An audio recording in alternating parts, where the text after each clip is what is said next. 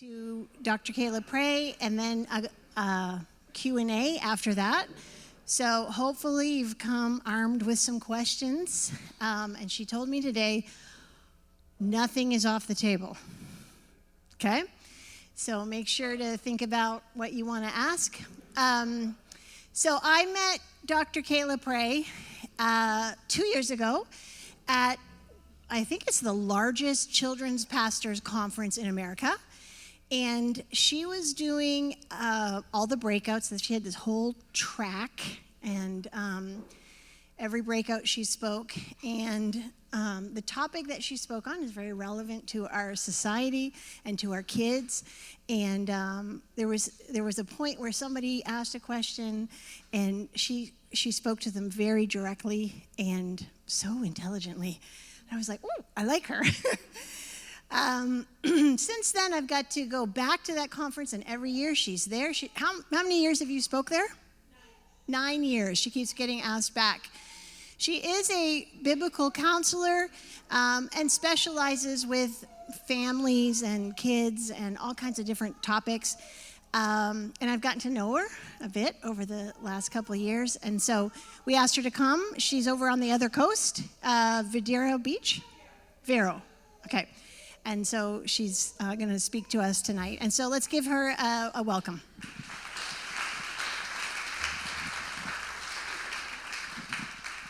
Thank you. Very kind. So yes, please get comfy, because I know, chairs for dinner aren't always conducive for chairs for listening and watching somebody. So get comfy. This is very relaxed, very calm. I know the topic we're discussing can be very emotional, and it can bring up things, so everything else should be relaxed. Okay, the topic is stressful enough, so if you want to kick back, if you want to lean, I have these handouts here for you for later, we can do them now. If you don't want to take notes, here's your notes. In a little bit, there will be a QR code on the screen. You don't want to take notes of the slides? Snap the QR code. You get all the slides. Okay, so if you just want to be present and not feel like, I didn't bring a notebook, there you go. You have a piece of paper to jot down questions, kind of follow along the major points, the definitions, and then you can snap the QR code, and we can all just be present in the moment. So, because I know it can be stressful to, have to switch all of a sudden. You were having a lovely social time, and now I'm like, okay, let's talk about emotions. Let's talk about mental health. Let's talk about child rearing. And that's a big switch. So here's your QR code. There it is. I'll leave it up for a moment for you if anyone wants it. If you miss it this go-around, I'll put it up later. You can always bug JL and the staff, and I will send it to them or send it to you. So no stress when it comes to note-taking. I am not sick. I am originally from Arizona, and every time the humidity here wants to do this like high-low, up-down thing, my lungs feel like I'm drowning and I'm underwater. Because it's like, did it go from, 50% to 70%? We should get air, right? And so my cough has nothing to do with any kind of illness, but the fact that I was born and raised in negative humidity. And so I'm still adapting after 4 years to living underwater. I don't have gills yet, so it will take some time. All right, I see a few more phones up there. So here's what we're just going to go over. We're going to go over development fundamentals, because I don't know if you know this, but raising children, none of them are the same. I don't know why. They all take a totally different path.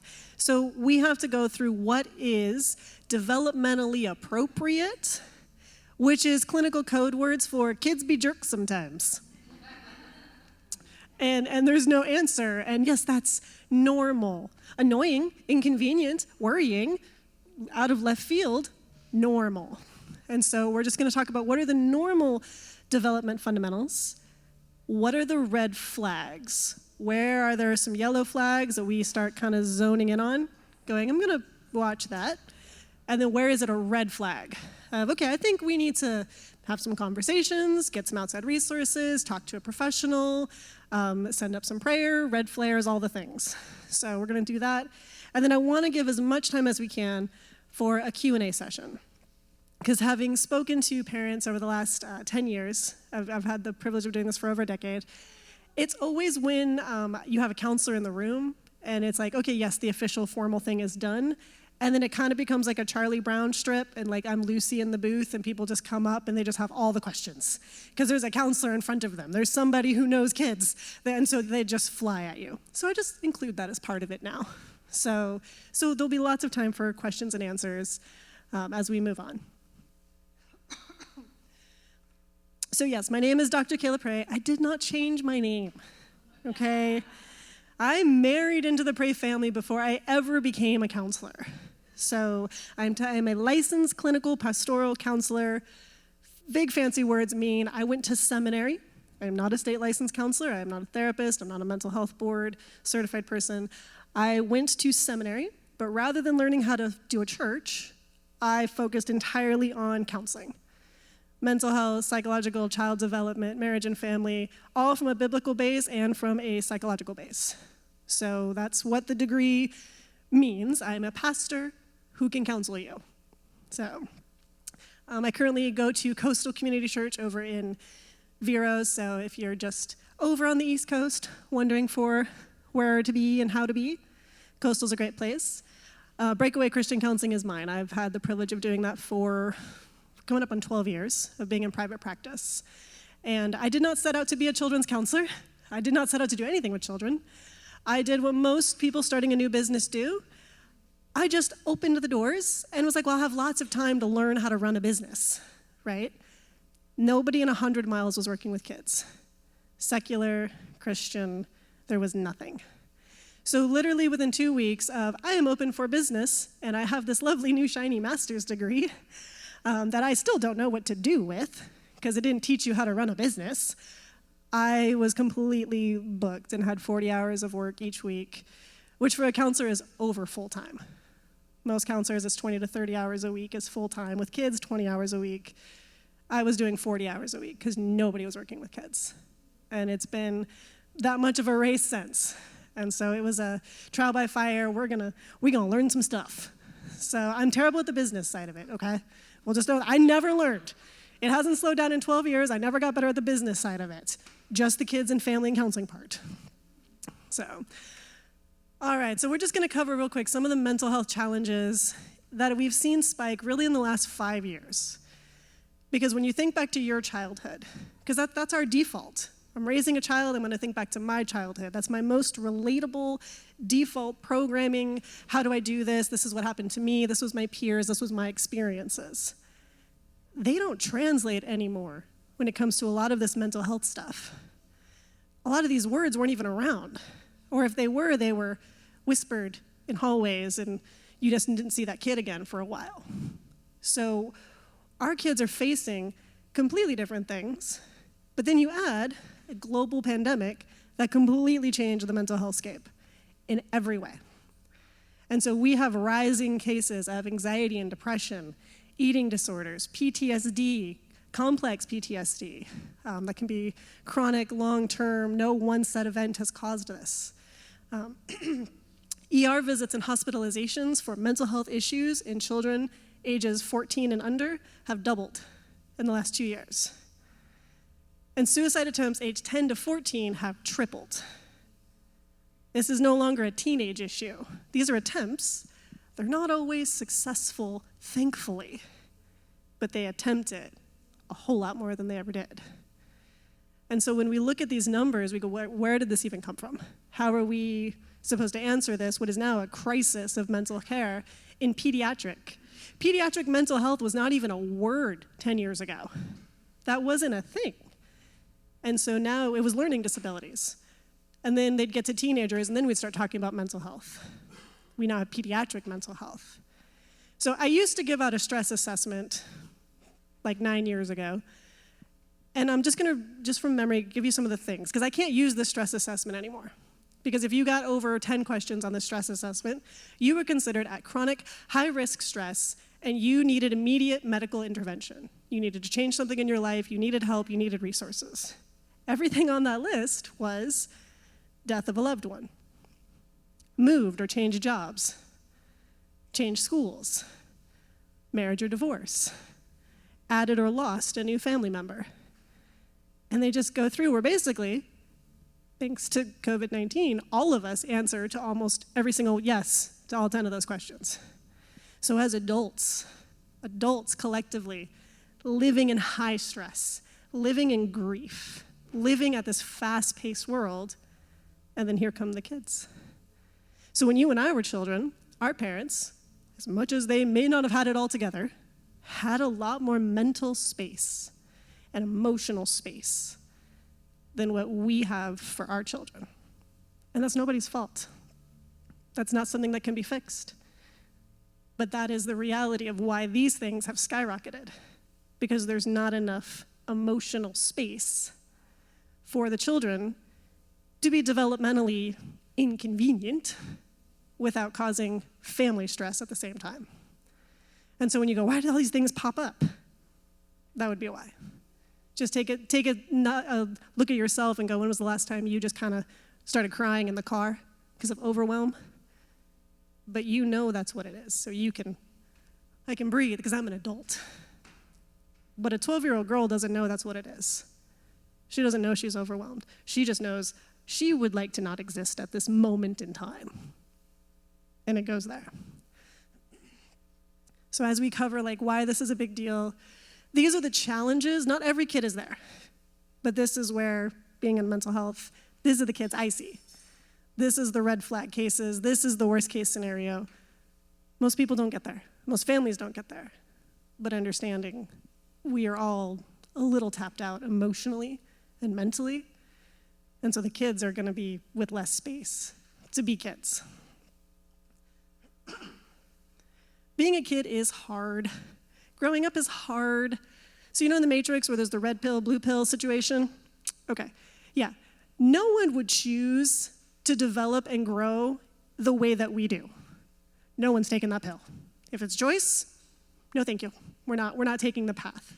Because these things up here on the board, these 6 things all develop kind of independently of each other.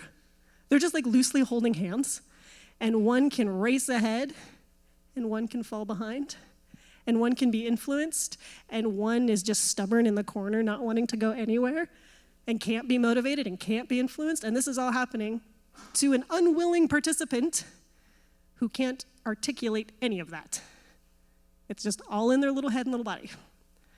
And so we have physical development. How many of you, your kids just woke up and nothing fit? Just overnight? Or they're just standing there raiding the fridge and you're kind of concerned, are you eating butter? Put that back. They're just physically gonna go, and they're gonna go at their own timeline. They're gonna go when their brain and body says we're going. And there's not really a warning other than, so my 10-year-old kind of wanted to burn the house down last night, and it was a miracle we got him to bed, and then he wakes up tomorrow morning and none of his shoes fit. Oh, that was kind of the warning. His body's getting ready to just do this explosion, and it hurts, and he's angsty, and he's mad. Emotional development. That's so much fun, isn't it? Oh, my word. It doesn't help when I know the words, okay? I'm oh, look, it's a frenetic burst of energy right before bedtime. That does not make me not keep my cool, getting your butt in the bed before I lose my mind. I know what it is, it doesn't help. So their emotional development. One day they're just so sweet and empathetic and they care about you, and the next day it's they've declared war on every living thing in the house. If it breathes and touches me, I'm at war with it. And it's just so much fun. Just put pants on. I'm just pants, please. Socially, this one's hard because we have the whole extrovert, introvert, we have cultural influences, we have what's a normal expectation, we have children's desire, we have what they're able to, what to be exposed to. How are the rest of their peers developing socially? Are they healthy? And so this is gonna do its own thing. And then we have cognitive development. My favorite kids who come into my office are the ones who cognitive development, logic, thought problems, problem solving, negotiation, that has skyrocketed. They are lawyers at 4. They can negotiate, but their emotional development is way behind. Do you know what that creates in a child? A dictator. A child who does not care about your feelings, that's a you problem, and I have problem solved my way to get to absolutely everything I want. And I don't understand why you're mad about this. I solved the problems, you deal with your own feelings. They're so much fun. So when you see that, because that's what happens. Their logic just leaps, and all of a sudden you're like, I am not smart enough to keep up with you, so I'm just going to result to like, I'm bigger than you, therefore in charge. That doesn't work until they're like 10 or 12, because I'm kind of, vertically challenged. So then it's like, sit down, and I'm still in charge. Sexual development. Oh, that's so much fun. Don't worry, we're not gonna like take a deep dive there today, okay? You'll be like, I did not sign up for that conversation. I'm not ready. That starts happening young. That's hormones. That's their body developing. That's all kinds of things. 7 to 9-year-old boys, their brain will actually do this thing where it kind of like moves the logic center of the brain to make room for like hormone production. And so he's a lovely, lovely little 7-year-old. He goes to bed. He wakes up the next morning and he has nailed all of his sister's shoes to the deck. Because logic got moved in preparation for hormone production. And he can't keep anything in his head. You tell him, he's staring at you. You're like, do you know what I just said? Not a clue. So when he says, why did you do that? And he goes, I don't know. He honestly is answering you. He has no idea. No more thoughts have happened. Because he's getting ready for this hormone push that's going to start growing his body up and out, so that by the time he's 16 and his voice drops and there's a grown man eating food out of your fridge, you're like, hi, who are you? It started then. And so we have this sexual thing going on. And then psychologically, this is the independent-dependent cycle. So you have like a 2-year-old who, suddenly is, I do it myself. I don't need you. No, the brain has learned everything it needs to learn. The world is dark and scary, and I can handle it because you have taught me skills, like putting on shoes. I don't need anything else. I'm good. No more. And so they're very independent. But then about 4, they realize the world is dark and scary, and I don't have all the skills. I'm not actually ready. And they attempt to crawl back up into the womb, and you can't get rid of them. And if you're out of sight, there's a panic attack. And you're like, what just happened? You were the one who was slaying dragons just a week ago. They went back into dependence. And they're going to do that cycle until about 13, 14, where they hit independence and they don't go back to dependence, which would be really great if they could, because you've got 4 or 5 more years with them. But they are independent now. They've learned everything they need to learn from you. They're now going to look at their peer group. They're going to look outside. And so all of this going on at the same time creates this lovely picture of development. So we have physical development doing its own thing. And then we add, separately from that, emotional development. Sometimes they intersect, sometimes they're buddies. A lot of time not. And then we add on that social, what's going on in their social world. So you've got a kid whose feet are too big, he can't fit into anything, he knocks into everything, and he doesn't really have any friends because he keeps knocking all his friends over because he's got big Great Dane puppy feet. And this makes him very sad, and he's not really capable of emotionally processing that, so he punches his sister. They're all playing together. Cognitive development. So you see that big dip in the bottom there. That's when the brain gets ready for hormones. Logic just goes away for a while. It comes back hard. But they're little lawyers, negotiating absolutely everything about why you're wrong, they're right. It's not their fault. It's not fair. I'm a victim. It's all logic. And then we get to the sexual part where they're perfectly fine, normal, and then hormones start. And we're just going, but you're mad at how I breathe? I can't not breathe. This is a communal space. This is where I live and pay for. And you're just, okay, now you're just mad. And then they cry. I'm sorry, I'm so mad at you. I don't know why I do this. I'm just such a horrible person. And we're like, now we're weeping. Okay, this is all just hormones. On top of nothing fits, and I don't know how to emotionally regulate what's going on in my brain, and my friends are all mad at me right now, and I can't really remember anything going on at school or what you've told me, and my chores are a mess. And then we add on top of that the independent-dependent cycle. Do they need you right now? Are you the source of all safety and security? Or do they not need you and they're over here and you deal with your own problems? And it all impacts what's going on with them. So in terms of mental health, they're crazy. Certifiably, 100%. They're insane. There is nothing normal. There is nothing great. It's all a mess. We pray every day, sometimes hourly. But that's the way it's supposed to be. There's nothing wrong. It's just exceedingly chaotic and inconvenient. but it produces this. Because when all of those things come together, when all of those things are doing what they're supposed to do, when you send them off between 18 and 20, it's beautiful. They've developed, they formed an identity. They formed a personhood. We don't know how. I kind of lost mine in the process, but they formed one, and it's what it was supposed to look like. So it's supposed to be crazy. So if you're in here like, my kids are insane, and I'm not sure if they're crazy first, if I was crazy first, if they caused my crazy, or if I've caused their crazy. I'm not sure which loop started. Yes. A little bit of everything, yes. But we all went through this. We all did it. So in terms of relatable experiences, the exact details of that don't really apply anymore to mental health, but the pain of growing up, the pain and embarrassment of not understanding mom and dad, feeling like nobody cares, weeping at the Chipotle man because he made your burrito wrong and no one understands or cares. It was great. 2 teenagers just traumatizing each other. It's what it's supposed to be.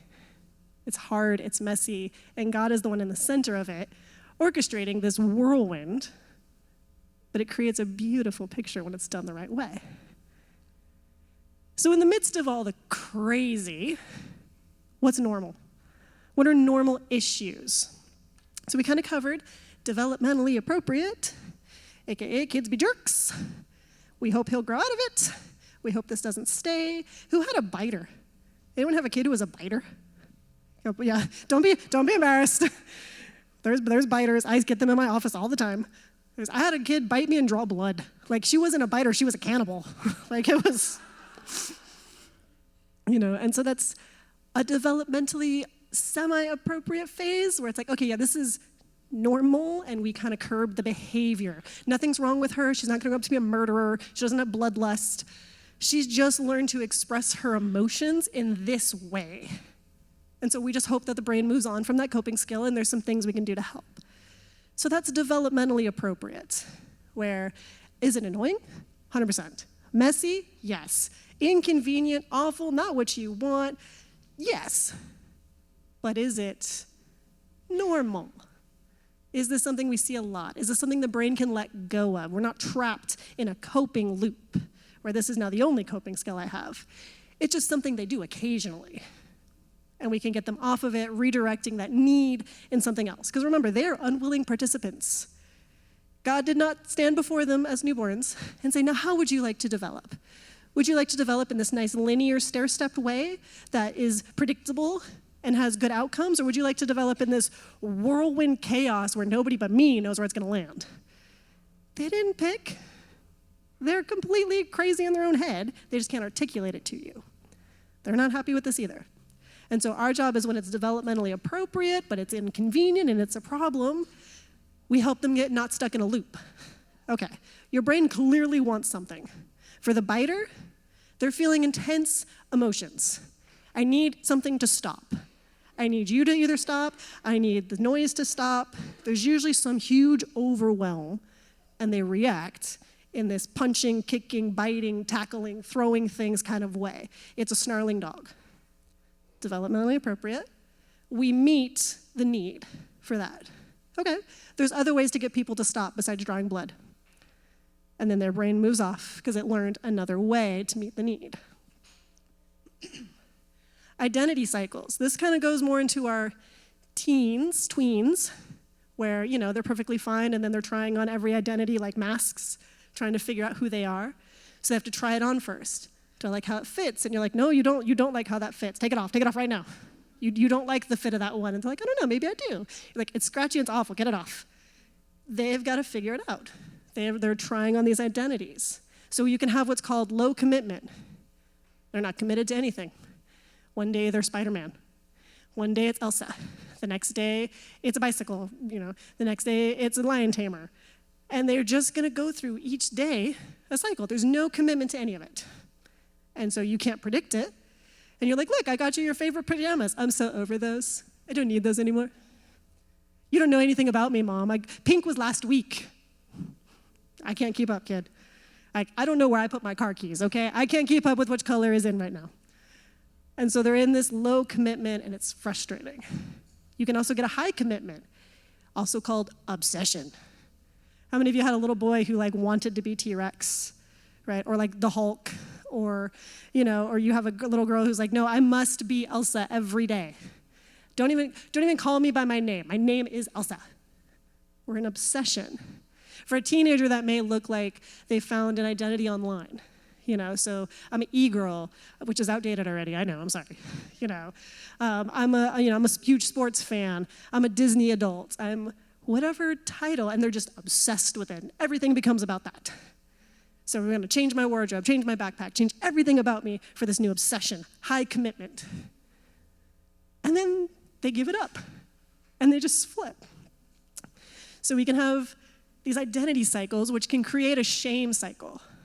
Because if I don't know who I am, if I don't know how I'm going to filter the world, if I don't know how I see the world, then I don't know how to respond to the world. So maybe I'm not good enough for the world. And it starts to subtly create a shame cycle. And so while we're laughing at the transition between Elsa to snowboarder to Spider-Man to kid who just stays home and plays video games, we look for where is the shame cycle. Because that's normal, high commitment, low commitment, back and forth. But where does it start to turn into, I don't have an identity. I'm not worth anything. I have nothing to offer. I have nothing about me that's special or unique. And we're just listening for where's the shame in what's already a chaotic cycle. Because we can take the shame off of it and let the chaos continue. Because there's no stopping the chaos, I'm sorry. If you came in here hoping for a nice, how are we going to stop the chaos in my household? I'm so sorry. You survive, you find really good friends, and you pray, and because the chaos is part of it. But we can listen for these things like need and shame underneath the chaos, and those we can meet. And the last one is grief and mourning. We are a world in grief. You are grieving. There's things that have happened in the last year, 2 years, 3 years, 4 years, 5 years, that you did not get to process because you were an adult and the world is on fire and your family needed you. So you took your own grief and you shoved it somewhere and you kept going. They're also grieving. But grief has to be taught. You can make a conscious decision to ignore your grief and go, you know what, I can't deal with that right now because if I fall apart, it all falls apart. You made logic in that decision. But a child doesn't have logic in it. If grief is not shown, if they're not taught how to mourn, if they're not shown a proper way to get these incredibly uncomfortable, awful emotions out of them, then they're just going to spiral inside of them. And they're going to act out. And they're going to be mad, and they're going to hate everything. And they're going to try to fix it. They're going to take obsessive responsibility over everything to try to fix it because they don't know what else to do with their grief. So a lot of times with kids, it's not any of these developmental issues. It's they don't know how to grieve. And grandma died. And then everyone just moved on because they had to. But then there's a child who's left not knowing how to process that. And so it starts creating these problems and these behaviors.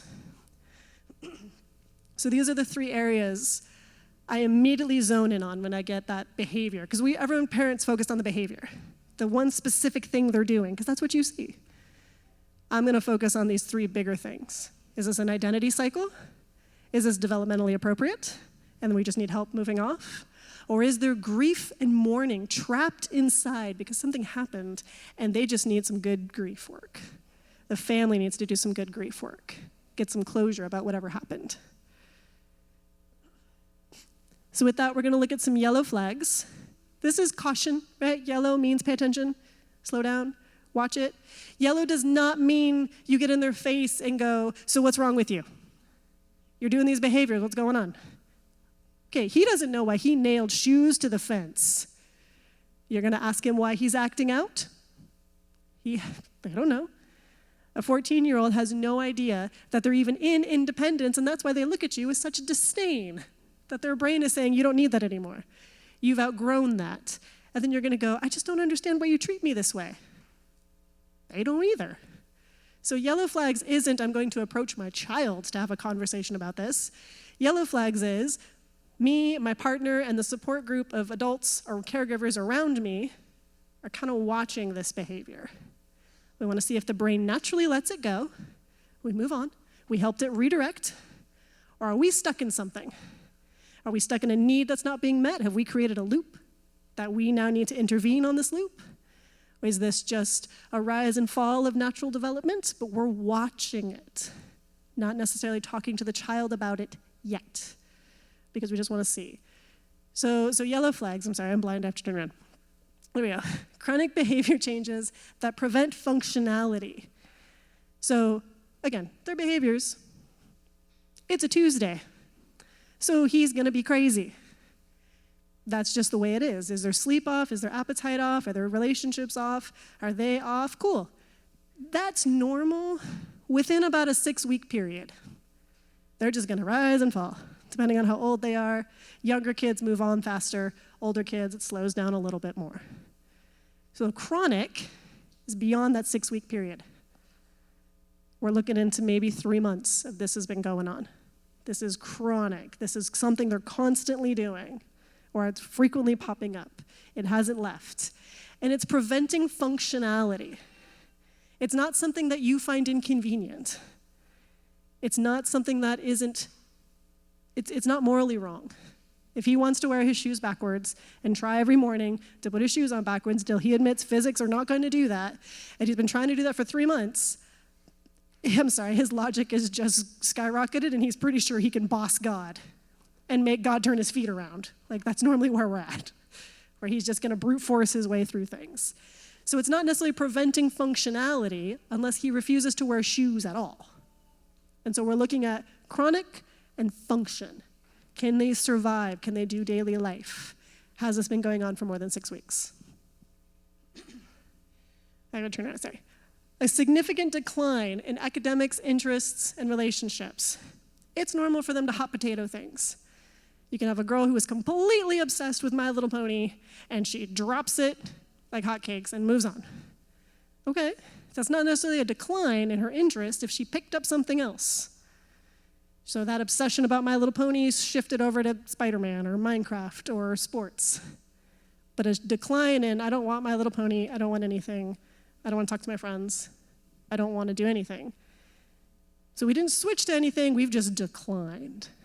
We're slowing down. And if you know anything about children, nothing happens slowly. So if they're slowing down, we start to kind of watch that and go, why? Why are we slowing? What's happening? And we're just observing. Why the slowdown? An obsession with their performance. So we got a lot of people who get into this anxiety thing. And anxiety is something that is supposed to live in our brains. It's supposed to be there. It's the thing that keeps us alive. Because if I walk out to my car at night and something moves, anxiety is the thing that makes my heart rate go, and I'm ready to fight somebody. I have no flight. I'm so sorry. My brain did never install the flight. I'm going to try to just take it rather than run away, because running is the worst thing in the world. So I'd rather fight it. And so that's what anxiety does, though. It's going to immediately get you going to protect yourself or to run away. So anxiety is supposed to be there. But that anxiety can shift, and now I'm obsessed with my performance. If I don't perform well on the test, I'm going to die. That's what anxiety says. They're not articulating it that way, but everything's life or death. It's life or death, life or death. And there's no big picture. There's just this obsession. I have to make the team. I have to make the goals. I have to be the best artist. If I can't be the best, I don't want to do it at all. And we go back to that decline. We gave it up because we couldn't be perfect. We're watching. Sleep disturbances and appetite changes. You know your kids. I have one, sleep is annoying and food is boring. But she came out like that, so I don't worry when she doesn't want to eat dinner. I don't worry when it's been a fight all day long to get her to consume a cheese stick. Like, just to make sure she doesn't die. To make me feel better, please eat this. I used to chase her around with spoonfuls of Nutella. Like, for the love of God, a chocolate, eat it. I know my kids, so I wasn't concerned about the declines because they've been constant. You know your children. If your football player, 16-year-old boy, is at McDonald's and goes, yeah, I'll have a salad. Why? I just want to try a salad. Okay. I'm watching. Does he do a salad every time? Have we abandoned cheeseburgers? Are we eating enough? But I'm not going to confront it there. I'm watching, because that's a significant decline. What's going on? Now, if you have a dual athlete, I know some of them do football and then go into like wrestling. That's a pretty normal, drastic switch, right? Because football, all the cheeseburgers. Wrestling, numbers matter. Just make sure he doesn't try to put on a black trash bag and go for a run in 93-degree heat. It happens more than you would think. Outbursts of aggression, rebellion, quiet meltdowns. See, we know what aggression looks like. Those are the kids I get. Table flippers, that's what I call them. It's like, it's the table flipper. Because they got mad and everyone sees the mad. It's apparent what they're doing. They throw the things, they flip the tables, they curse you out, they call you all the things. They're having a meltdown that's very aggressive. But then you have what's called a quiet meltdown. This is the overwhelmed child who's going to go hide under a table and weep. Nobody sees them. But it's the same issue. They are overwhelmed. They are distraught. They're going to go to their room, and they're just going to sit quietly and just stare at a wall. They're having a meltdown. It's just quiet. And so if you're not watching it, to go, where'd they go? Because it's just quiet. There's nothing to clue you in that this meltdown is happening. So we watch the quiet meltdowns. We watch the aggression. Some aggression is normal. They're just going to have the moments. Again, we're back to the biter. The brain's trying to work something out, and it needed to do the thing, but it's landed on this very explosive way of doing it. We can get it to move off that, but we watch to make sure it doesn't become a cycle. So that's our yellow flags. This is what we normally start thinking. Maybe we should have conversations. Maybe I should talk to somebody.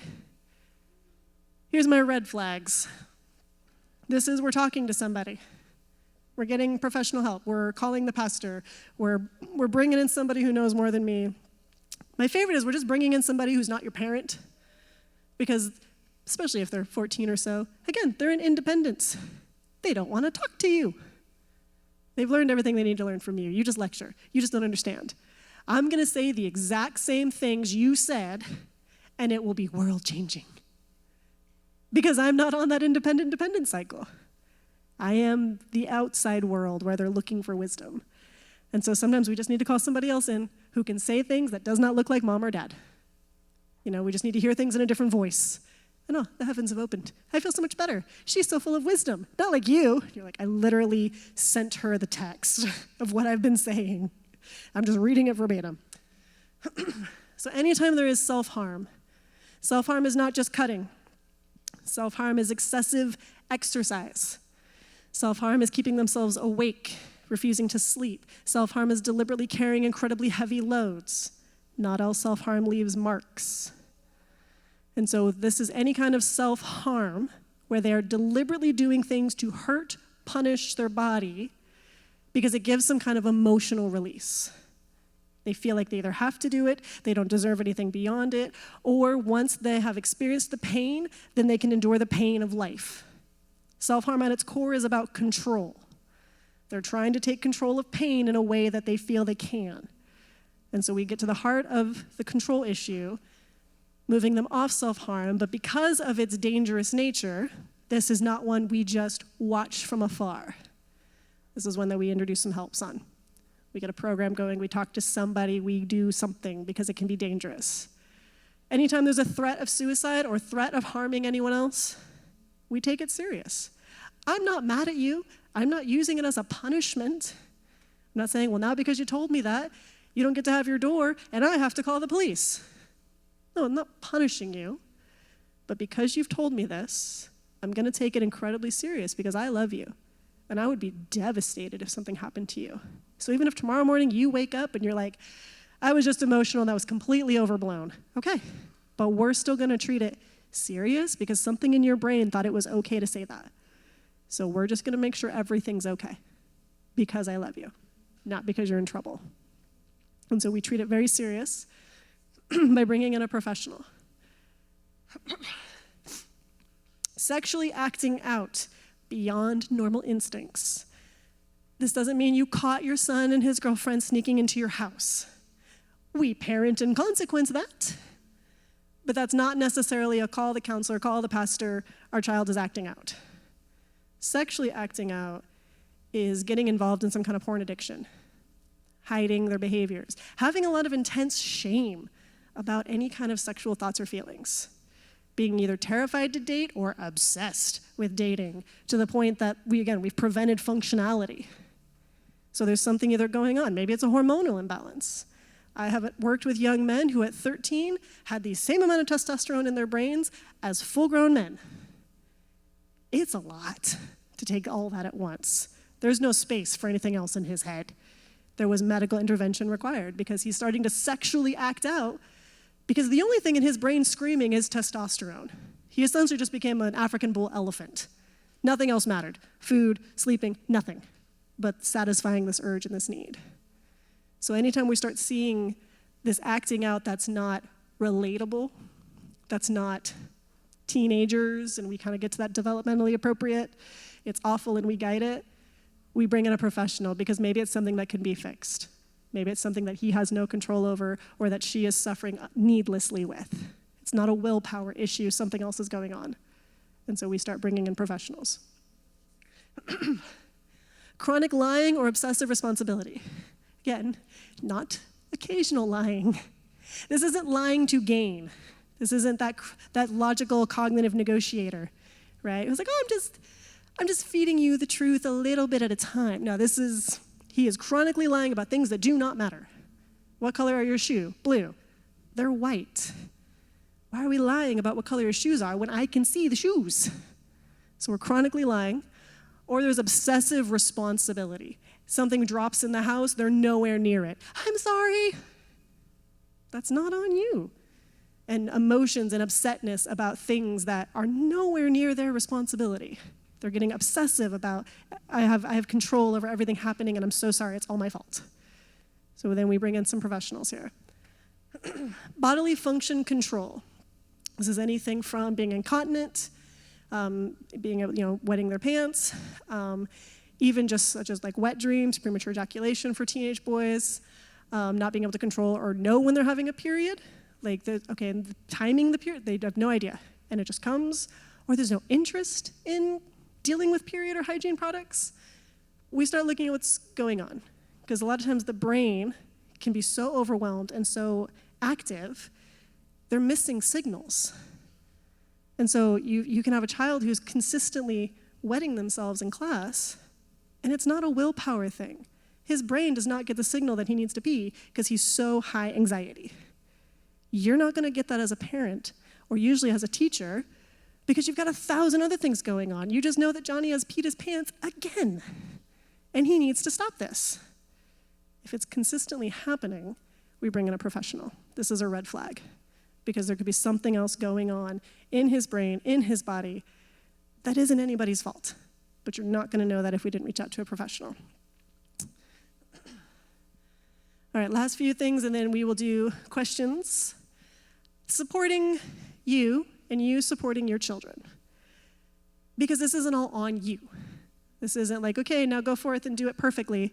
Again, it's messy. You can't. Hold on, survive. But to support you, no one else knows your child like you do. If you think something's wrong, call somebody. I have never been annoyed when a parent has sent me an out-of-the-blue email, made a cold call, and said, hey, this is what's going on with my kid. I don't even know if it's an actual issue. Cool, let's talk. Access resources, access. Don't be afraid to go in with something and say, I just have questions. Is this a problem? So if you think something's wrong, call somebody. Talk to your pastor. Talk to somebody so that you're not gaslighting yourself into thinking that, well, maybe I'm being dramatic. Maybe it's not a big deal.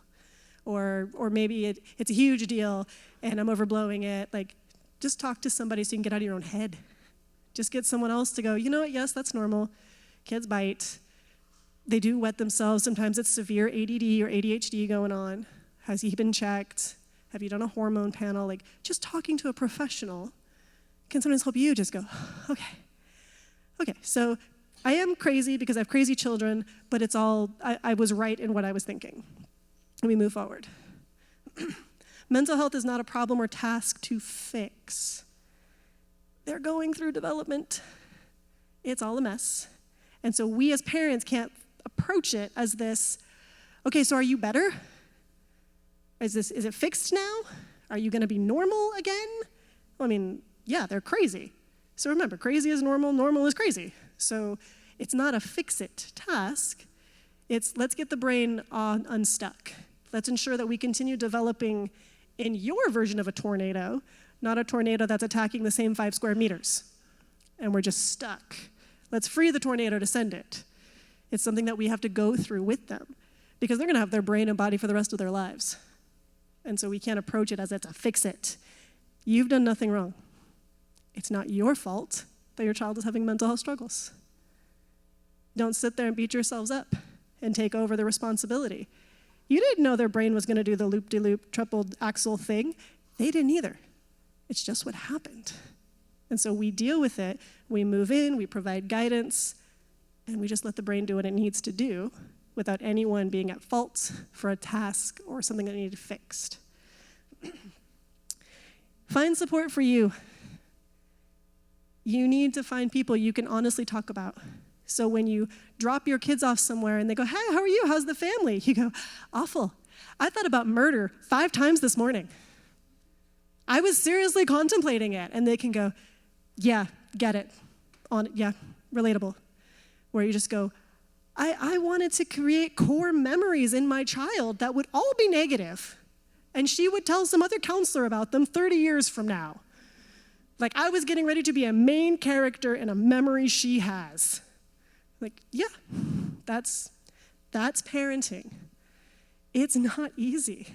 And you need people around you who can be just as real, who you can honestly say, did you guys ever deal with biting? Because seriously, between the dog and her, I'm gonna lose a chunk of my ankle. I'm not sure who's scratching up the curtains, if it's the cat, or if somehow Max has been sharpening his own fingernails because I wouldn't put it past him. You need people to be able to talk to this with them, to be able to share and have honest support, because then nothing's gonna move forward if everything lives in your head. You're already taxed, you're already grieving. So give it to a group of people, free it from your brain. And lastly, separate your child from their behaviors. We're gonna affirm the child. I have unconditional love for my child. You're driving me up an absolute wall right now, but I love you.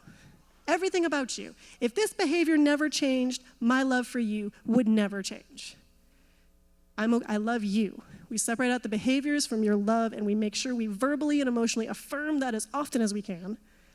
But we also have boundaries and expectations, because you do not deserve to be hit, punched, cursed, kicked. You are not worthy of their brain angst and anger. I am not going to be a scapegoat to the development going on in your head. I did not put it there. I'm sorry that my breathing is offensive to you, but there's nothing I can do about that. That sounds like it started with you, and it should probably be solved with you, as opposed to trying to make me solve it. And so we're still going to have boundaries and expectations for you live in your head and I live in mine. You're not going to take over me. You can borrow my executive functioning, because mine is an adult's executive functioning, but you can't have it forever. You need to develop your own. And we start setting boundaries and expectation on what is appropriate in dealing with any of these issues. So you can breathe. Find support for you. It's all going to be okay.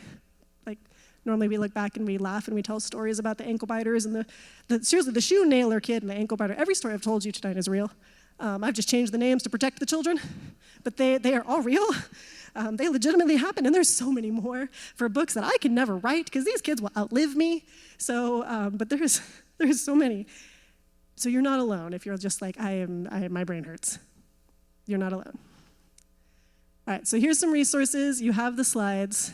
If you want to read, if you want to study, here's some authors, here's some books, here's some websites. Just because I put it up there doesn't mean I'm like super fans of these people. I just think they explain their content really well. So if you read the book and you hate it, don't be mad at me. You're allowed to have your own opinions. I'm not necessarily endorsing, I'm pointing you in a direction. If you hate this author, put it down, Google another one. Find something similar. All right, and then we're just going to open it up to Q&A, and I'll just preface it. Nothing is off the table. I have had many adults track me down and want to have little whispered conversations, right? Hey, so my son is doing this thing, and it's kind of embarrassing, and I have no idea who else to talk to. I cannot be embarrassed. I cannot be shamed. I am not offended. If I don't know the answer, I will tell you directly, I don't know. But let's look in this direction. So, does anybody have questions that they would like to ask?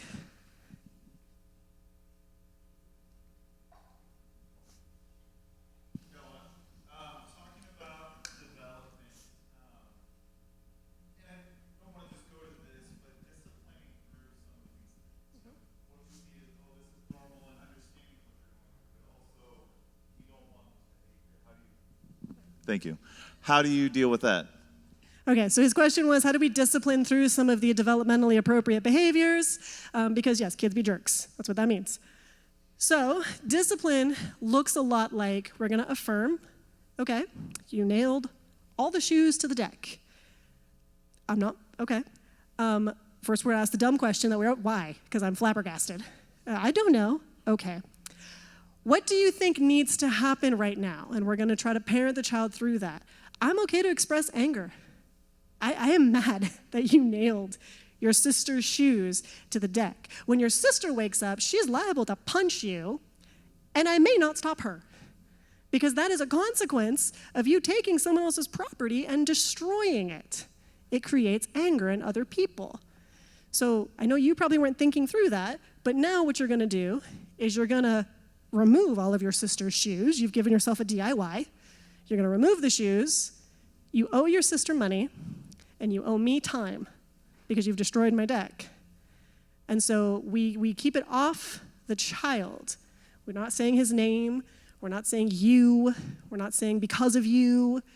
There's no responsibility here other than what he caused. And so then however you discipline, I'm not ever one to step into how a family disciplines and try to dictate that, but the discipline needs to orient around restitution and remorse. Do you understand why what you did is wrong? Do you understand that what you did has a consequence? Here's how that consequence is going to play out. And so we still discipline the developmentally appropriate behaviors to get them to move off to something else. Because if it's not painful to do, then my brain will continue to do the thing. So, does that answer your question? You want to pass the mic? They're recording it, so I just want to make sure it gets on. And if you can write the recipe for that little dessert that you made, it was awesome. Thank you. The question about cognitive development, problem-solving abilities. How would you explain that? Where is that coming from? And does that measure at all? So problem-solving abilities, like explain what that means, or explain how that would, like how would a child do that? Well, is it really natural, or it has to be taught? It's a bit of both. Learned. It's a bit of both. So because humans are social, because we watch and learn from each other, you're going to get some kids who, they're your natural rule followers, right? No one's told me I can do that, so I'm not going to do it. I'm not going to touch the thing. And what they've done is they've done experiments where they put a box on a desk, and they just bring the child into the lab, and they sit the child down. They say nothing about the box. And the kids who are natural rule followers won't touch the box. They're not going to open it because no one's told them I can open it. Kids who have this cognitive development, they're a little further along maybe, they're naturally inquisitive. Again, maybe emotions are behind, and this is now my box because you put me in here, and it's your problem if you're mad. They're just going to open the box immediately. And so they're solving a problem of social, emotional, but even think about your teenagers. How many of you snuck out at night as a teen?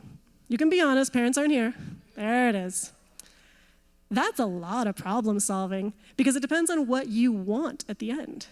So if you've got a kid who's not motivated in math and he's not solving those problems, his brain doesn't care. I don't need to solve these problems to get anything I want at the end of this. I'm not interested in solving these problems. But you put him in front of Minecraft, and he's created a whole redstone KFC, you know, and if you haven't, like, you can. It's ridiculous the engineering you can do in Minecraft. And you're like, you can't do your multiplication times table, but you figured out how to do a video game engineering coding? Yeah. And so problem solving is going to be based on what the individual finds desirable at the end. So it's a bit of both. We encourage problem solving through just natural parenting and mirroring, but then at some point their brain's going to take it and it's theirs. They're going to solve whatever problems they want to solve. And usually when they're teenagers, the problem they're trying to solve is you. How do I get around you? So it changes a little bit into more social problem solving. So does that answer your question? All right, I've got two at this table over here.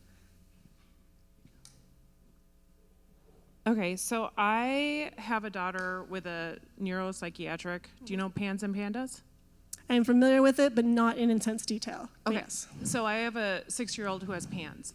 And obviously there's a lot of behavioral things that like are very difficult. And she can go from being extremely difficult, every red flag it can feel like, for a week straight because she's flared up and she's whatever, to being completely the kid we know she is. I guess my question is, we have 3 other girls. And as you can imagine, in those situations, it gets really hard when her sisters are like, you know, why does she get this? Why does she get to do this? You know, they always think that she kind of gets her way, gets what she wants. She gets her tablet so she can, like, because sometimes when she's in, like, that's how she decompresses that week, you know? So there's just different things, and it's like hard when I have an 8-year-old who's like, why don't I get this? And why don't I, you know, and she's dealing with her own stuff and anxieties, I feel like. And then I have a 4-year-old and an almost 2-year-old that are like witnessing this too and start saying some of the things she's doing, you know, and it's just like, how, like, that's like kind of a conundrum I'm in. So with kids, we break it into something tangible. Because obviously mental health is intangible, it's abstract. It lives up in here. There's no physical marker other than behavior for it. So I move it into the tangible. I like using food allergies.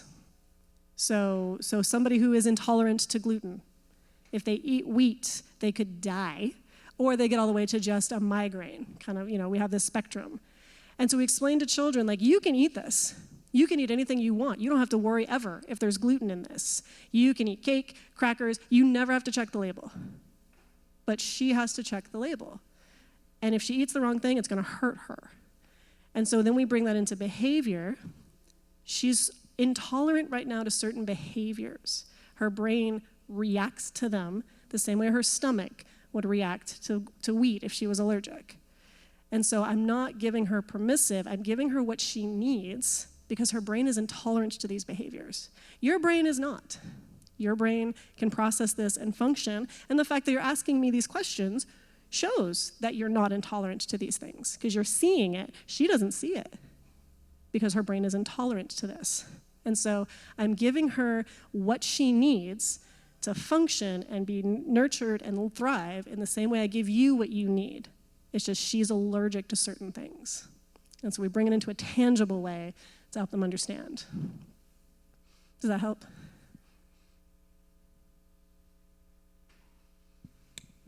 So this is going to be kind of hard, but Okay. how young really can kids develop PTSD? And I'll give you a background. About a year and 3 months ago, my kids and I were following my husband. He was on a motorcycle and he was hit, and they saw everything. And they saw the helicopter. They saw mommy in the hospital for 3 months with daddy, and daddy might not make it, all this stuff. And it's still, I feel like I'm not spending enough time, but I see all these behaviors you're talking about, especially in my 7-year-old. But my one son was 3 at the time. My daughter was 9 months. And I see little things in all of them, and I worry about that with every single one of them and their behaviors. And I don't know how to help them. Because I also have PTSD because I was in the military, so it's like it's crazy. Right. So in that specific instance, you come find me, okay, afterwards, and I'll get you my email, and I can give more details on how to help them.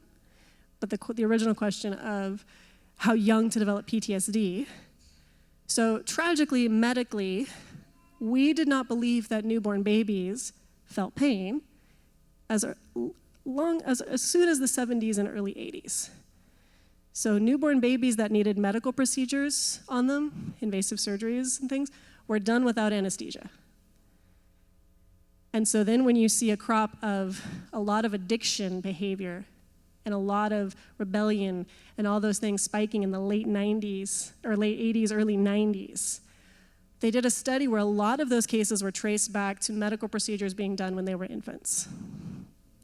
So how soon can PTSD develop goes all the way to infancy, because the brain is already forming connections and memories. The difference is we don't remember them, but the subconscious forms those thoughts and our perceptions of the world and what's happening.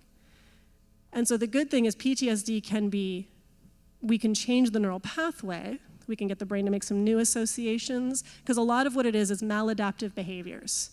At one point, this behavior kept me alive, but now that behavior is killing me. We see this with people who have survived environmental things. You know, if you go get lost in the woods somewhere and it's cold, you teach your brain, I can't fall asleep, because if I sleep, I die. But then you're rescued, and you still can't sleep. So just because your physicality has changed doesn't mean the mental association has changed. That takes more time and more intentionality to kind of get in and break up that neural pathway and encourage the brain to form a new neural pathway. So yes, PTSD can happen very early on, and PTSD can also happen for anything. We don't know what's traumatic to somebody. What is normal for you is trauma for someone else. Anyone ever traumatized by a carnival ride as a child? I can't go on the zipper, because I didn't know I was going on it until my brother threw me into the thing and locked the door, and all of a sudden the ride's going, and I'm gonna die and take him with me, because I'm gonna murder him and then I'm gonna die, because this ride is a death trap. And so, it completely ruined the zipper. Meanwhile, he's cackling and thinking it's the best time ever, and I wet the bed for a while after that, because it was traumatic. And as an adult, I can laugh, because I've done the work to fix the neural pathways, but I still don't want to get on the zipper. And my brother thinks it's the best ride man has ever invented, because it's the closest to death we're allowed to get at a carnival. He thought it was the best. So your children can develop these things. And if you're not sure, again, we're just going to ask somebody. And there's nothing wrong with getting information. You're not diagnosing them. We're just getting information. We're having a conversation. How would I help? If it was this, how would I help them? Okay, we'll just go with that. I don't need the diagnosis. If it works, do it. I don't care if they don't have ADD, autism, PTSD. If it works, do it. Give their brain what it needs without worrying about, does that fall under the correct labeling? So you and I can chat, and I have lots of resources for you. Is there anybody else? I know we're right at time. Yeah, I think we have time for maybe one more question. I saw a thing recently. I don't remember where it was I saw this, but it might have been a news article, might have been something I was listening to on YouTube, but I heard that the average age at which a child views pornography is now 9, I think is what I saw. And does that sound about right? Yes, it's between 7 and 9. 7 and 9, okay, so a little younger. My question about that is, I have plans to start discussing appropriate image, inappropriate image early, but is there an age that is too early, right? Like when they're talking, man, I'm thinking we're gonna talk about this. We'll try to keep them away from social media. He's gonna have friends who may have phones and access to the internet, even though we're not planning on letting him have that. But right. And that's how it's happening. It's not them stumbling into it for the most part. It is friends, older kids on a playground have access to screens. Used to be screens were just in the house. Now screens are absolutely everywhere, constantly connected. So it is between 7 and 9. So under the age of 6, what we talk about isn't so much explicit image, but we talk about screen etiquette. We do not look at other people's screens. We do not stare at other adults' screens. So we're at a restaurant, you're on an airplane, and inevitably someone's gonna be on their phone. You don't stare at that screen, that's not your screen. You look at your screen, you look at something else, you can look at mommy's screen. You ask to look at screens, and you don't stare at someone else's screen.